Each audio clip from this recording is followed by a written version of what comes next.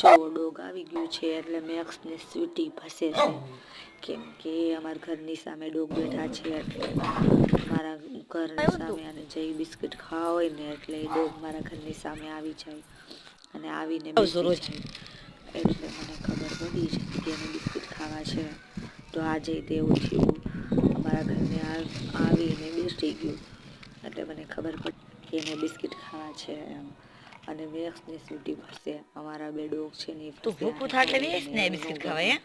હું આને બિસ્કિટ નાખવા આવું ને એટલે બહારના ડોગ આવે ને એટલે અમારા ડોગ ભાગે, પણ આ શેરીના બધા ડોગ છે ને મારા હેવાયા છે, કેમ કે હું રોજ જઈ તે બધા ડોગને શેરીમાં જેટલા ડોગ છે ને બધા એને બિસ્કિટ નાખું, કેમ કે મને ડોગ બહુ ગમે એટલે.